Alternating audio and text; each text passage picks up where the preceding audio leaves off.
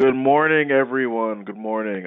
My name is Derwin. I'm part of Jonathan's staff here in his office. And for this case design call, I will be going over with you all pretty much the basis of everything that we do, which would be the life cycle model. So I'm going to go ahead and pretty much go through a general rundown of this and explain it as I'm going through it. So I'm going to start with just a blank one, a clean slate, and we're going to start with just the name. So the most important thing with these models is that we want to make sure that we are completing things so that they're complete and accurate, because when we do that, it helps us do our cases, to the full extent and a lot easier, and to show things in the long term for people. So we're, of course, do a simple John Doe, right? And general age, we'll put 60 years old. And we'll say John is married to a Shelley Doe, and she is 60 as well, right? And so the basis of the model is pretty much based off of that confidential fact finder questionnaire, that first meeting that you get. That meeting, you want to get all the information you can. You want to get your client's name, their spouse's name, their children's names. Of course, you want to get your client's social and their spouse's social. Of course, if you're moving into that next step of doing any type of closing of business, whether it be insurance or annuity wise. So that's what we want to do. For the kids, we'll give them kind of simple names here. We'll put like Jenny, and the age, let's say they're like in their 20s. And we'll give them one other child. We'll give them a child, Jimmy. And Jimmy's 15. All right. And so the great thing about these models is that they do a lot of the hard work for you, since they're already kind of, they have the formulas and calculations built into them. I think that with these models, it helps the clients feel progressed, because we use these in every meeting that we go through. We use these in that second meeting after that fact finder meeting, and then we use them going forward. And it's able to, with the click of a button and the change of a couple numbers, you can show people the long-term ramifications of inflation. You can show them, different scenarios they would like to see and to have you advise them on. That's a part of our main thing, is advising people on what they should do and how that would look in the future with inflation, so forth, so on, right? So for John Doe's occupation, we'll put he's a scientist. When scientists make like about, I guess, like 130 a year. His wife Shelley, let's say she is a real estate agent. We'll put commercial.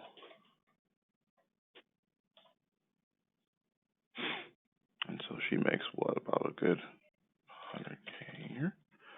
All right. And then if you come down here on this side of the model, in this lower left under occupation, which is other income, this is where you would put any rental property income that they get. You would put if they're getting like any VA disability, stuff like that, just to kind of show them the maximization of their total income and what they have flowing in, right? So I'll change the title of other income to, let's put rental properties, right? And so let's say they're getting $1,600 a month times 12. All right, and so we put times 12, of course, because this is an annual thing. The model is based on a year basis. Then we come up here to this first blue circle.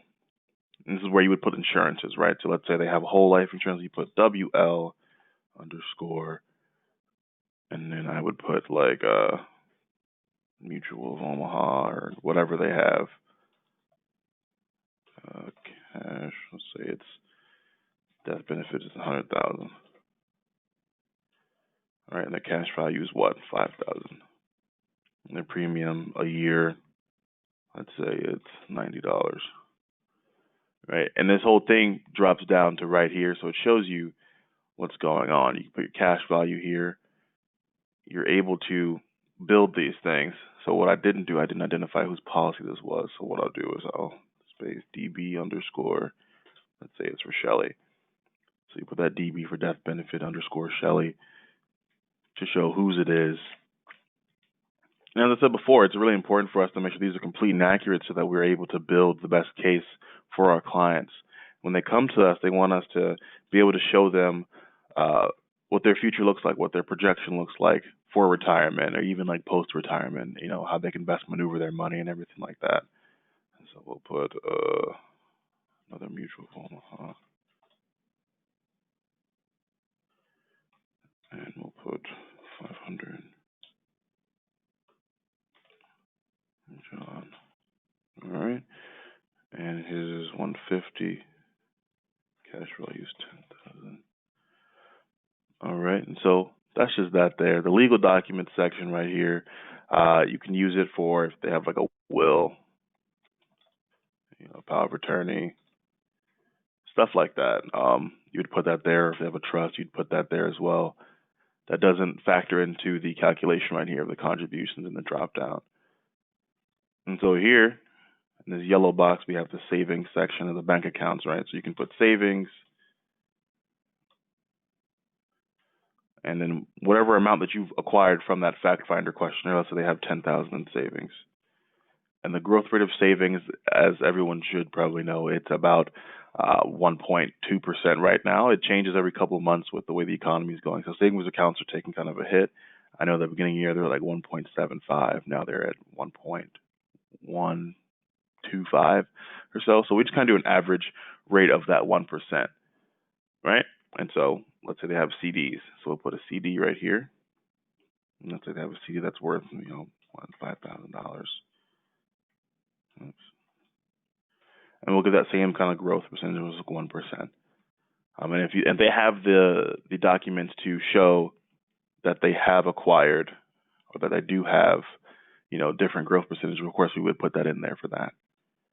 So we're going to come down to retirement accounts. This is where you would put TSPs, 401ks, 403bs, 457s. All that stuff would go here, even Roth IRAs or traditional IRAs. So we'll say that John has a TSP, so TSPJ, and we'll say it has what? Let's put 400,000 in it, and we'll give that a general growth rate of 5%. Now these numbers are a little off here, and I'll explain that in a couple minutes or so. So I'm going to run through this and just put some more accounts in. So we'll put 401 for Shelly when she has. Just putting these numbers in. And a lot of this is really great just because it's based off of everything that you get from your clients. Even their kids' stuff you can put in here and have that calculation project as well. It's really an all-encompassing thing. So we'll say she has 20,000 in this. Right? So 29,200. So we're actually going to go up here to the top right section. And how I was talking about, you can show long-term growth and different things. With the projected to age up here in the top right corner, I can put, let's say they want to retire at 70. I can put that in. All the numbers for the future values will change accordingly. So if you look here, right in this yellow box, it takes that 5% rate for this TSP over the next 10 years and applies it. So you have that. You're able to show people, if we come on down, what that looks like in the long run for them based on the calculations and formulas in this model. Right? And so we can keep putting in some stuff. So let's put in a traditional, I'll use shorthand, so traditional TRAD period IRA for John Doe. We'll say he has 30,000 in there. That's 5% growth rate. And this other section, you can come down here if you end up running out of space, or if they have a lot of accounts, you drop down and you have these two sections here for that. Any bonds they have, they would go here. Stocks and mutual funds. This is where you want to put, non-qualified accounts. Any joint with rights or survivorship accounts, you'd put right here. Let's say they have one and it has, 1.1 million in there. All right, and then we're going to give that growth rate of 5%. All right, and then they have a Schwab account, and it's John's, and he has, let's say he has, $7,500 in there. Give that a 5%. And of course, you can, if they give you these statements and stuff like that, which is one of the crucial things that you really want to acquire from people, is especially during that first meeting, is you want to be able to look at their documentation to really see and compare, their growth rates, their yields per year, especially against, any other products or things you want to offer or show them, especially when it comes to Schwab accounts, any custodial accounts. And it's one of the big things that we help people break down and understand. So we want to put that in there as well if they have any different percentages, and we can compare it to things that we know are more successful.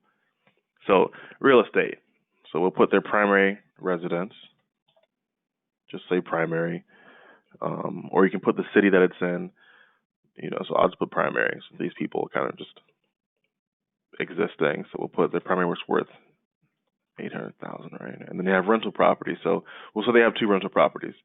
So we'll say rental, and I'll say Texas. The rental property in Texas, and that property is worth $300,000. Then they also have a rental in, let's say, Virginia Beach. Their property is worth $150,000. And then you have this little box down here where you see the debt, type of loan, monthly payment, the P&I, which is principal and interest, remaining balance, interest rate, months to pay. This is where you can put like their mortgages. So you can put 30M if they have a 30-year mortgage, 15M if they have a 15-year mortgage. You can put auto for any car loans, CC for credit card. Just try to use shorthand since the boxes are kind of small. You want to be able to, put in as much information as you can. So we'll just say they have a 30-year mortgage on their primary home, right? And so that monthly payment would be, let's say they're paying $1,900 a month. The remaining balance is, $340,000. And the interest rate is 3.2. Right, and then this is for their second. This is for their rental property, and this is the one in Texas. So we'll say they're paying $1,400. Their remaining balance is, let's say, just half. Their interest rate is just 3.0. All right, and so this just is somewhere where you can put in their liabilities and stuff like that, just to keep it simple, just so you can keep track of things. As they pay it off, you're able just to easily just delete it and back it out, just stuff like that. And those numbers don't affect anything like that. So if they've told you, they have their Social Security and they're planning to draw it at 62 or at 66 or, at 70, you're able to input that in here as well. So you can just edit these. Let's say they're getting Social Security at 70. And of course, you can put that in up here as well. For the sake of time, I'm going to put this here. So Social Security is 62. Let's say that, once again, this is an annual model. So we want to show them, over years of time. So we're going to put in, let's say that John is getting at 62. He's getting about $3,000 a month. Social Security is 3,000 times 12. Simple, easy. And then Social Security at 70. Let's say he's getting 3,700 times 12. All right, and then of course, if they have any pensions, you'd put that in here. If they're already getting paid out from it, you can put that in here as well. But you can also change this pension and other income. Let's say they're getting, like I said, VA disability. You're able to just put that in here. So he's getting that untaxed VA disability every month, and let's say it's $1,900. All right, so that's $22,800 a year. And then let's say that Shelly has a pension from a previous job. Right, you can leave that in there, and every month she's going to get $2,000, of course, 2,000 times 12. And then, of course, right here, under that second pension, we have this 4% withdrawal rate from cash assets, which literally are these things right here, right? So it's withdrawing 4% from these things, assuming that the rule of thumb is usually people need 4% of their cash assets in retirement, and that's what their income is going to be. And then you have this right here, this equation. Now, if you see here, it takes all of these and adds them right here. And this right here, this is taking that 4%, 4% of their total cash assets and putting it right here. So their cash assets, of course, in retirement, oh no, there we go, will be, everything they're withdrawing from, the liquidity of things, because when you're 59 and a half, they consider, your TSP, your 401k, your IRAs, liquid assets. So they're withdrawing from the liquidity in a 4% rate. to get these numbers here. And this is what you want to show them. You'll show them this is your total retirement income, and based on that first client fact finder meeting, you want to see their tax returns, you want to see their account statements, so you can build a full and complete model like this one here. By building that model, you're able to pretty much figure out, what tax bracket they're going to be in, how to navigate tax brackets, how to mitigate any ramifications from taxes that can happen. Because a lot of people's income will be higher or just about the same in their retirement based on what they have in their assets. And so we're able to show just the economic benefit of redirecting money as well. That's what this model is for. So we can tell them, if you get your spousal benefits, let's say that this Social Security, let's say that this is Shelley spousal benefit, which is about half of 36, right? So let's say it's about, maybe half or less. We'll say $15,000 a year. So Shelley spousal Social Security. We're able to see the differences in income in different scenarios and what will happen. And let's say that we go ahead and take that TSP and we roll it, or we get this joint with survivorship account and we put that into something else that isn't going to give them fees and stuff like that. We're able to show them how to mitigate these things. All right, and so let's change a couple of factors on here. So let's say we go ahead and let's say we take this traditional IRA, right? So we're going to drop this off. And let's say they've taken that money, they've dumped it into something, right? So let's say they dumped it into a policy of some sort. Let's say their annual premium for a policy is $10,000, and they got a whole life policy. It'll be for, let's say it's for any random company. So we'll just say whole life. We'll say the amount, their death benefit will be, let's say it's $1 million. Oh, I forgot to put a comma.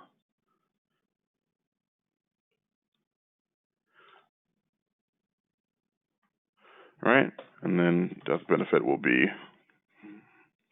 let's say it'll be for John, right? And so they have a whole life policy for whatever company, whatever have you, and we'll say the cash value for that one right now is at $50,000, right? Oops, 50. And you can see here the changes have happened, but they're not that big, right? So we can play with different scenarios and we can change things around for them to show them things.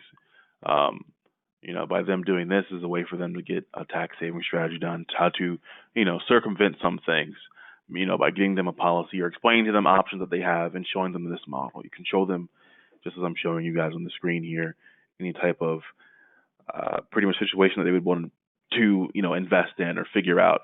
And it's a lot of things that's really helpful to people, whether they're going through divorce, whether they're, selling property and have a huge influx of money, they're inheriting things or inheriting like a third of a property. It doesn't matter. So we can do that. We can do a lot of things like that. That's the good thing of the model. So the main point really is just to make sure that in these first client meetings, we're definitely getting everything that we can from people to build the best case for them. I think that's a problem that sometimes that we face is people are kind of intimidated or worried about what's going to happen with their documents if they share them or they're given the right numbers by guessing off the top of their head. It's really important to reinforce with people, like, by us seeing your documentation and understanding these accounts, we can give you a full scope, and then we can share with you, this scope that we've built. So if you want to retire at 65, we can show you that, how the numbers would look and what it would look like for you in your retirement. So you can see right here the 4% change from, what was it, like 112 to 89,000 from their cash. And they're doing $187,000 a year in total retirement income based on everything that they're going to get. So this is pretty much the essential tool for us to build a lot of the things that we have already worked on with people, and to get us to a place where they feel like they've progressed and they've grown with us, and to feel like they have pretty much acquired, a well of knowledge from us that they didn't have before. And I think that's one of the most vital things for us to provide to people. not only solutions, but a means to educate themselves and others.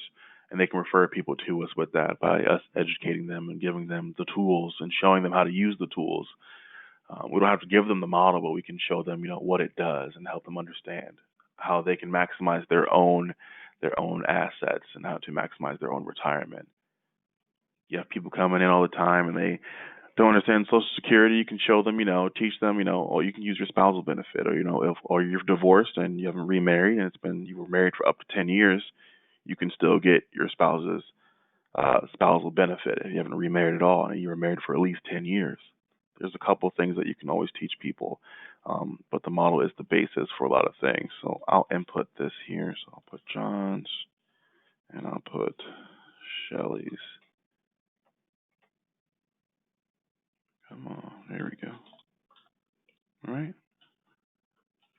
And then also, let's say they have, 529 plans.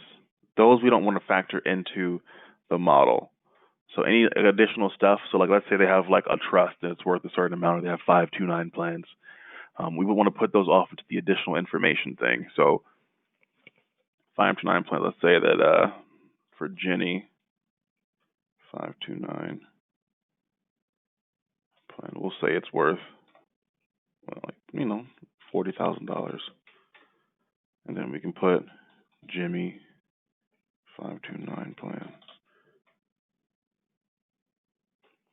We'll say that one has 15, so we'll say on 10,000 in it. All right, just by putting this information here, it doesn't factor into the entirety of the model, which is something that's really helpful to us. It allows us to take money that's not really something that would be a liquid asset and to put it off to the side and still have it accounted for. So that's pretty much everything on the model. As I've said incessantly and kind of preached it, it's just we want to make sure we get all the information that we can and that we do these things in its entirety. Any questions you guys have, make sure you put them in the chat box and we'll get back to you guys. But I really appreciate your time. Thank you so much for attending the case design. Thank you so much, guys. I really appreciate it.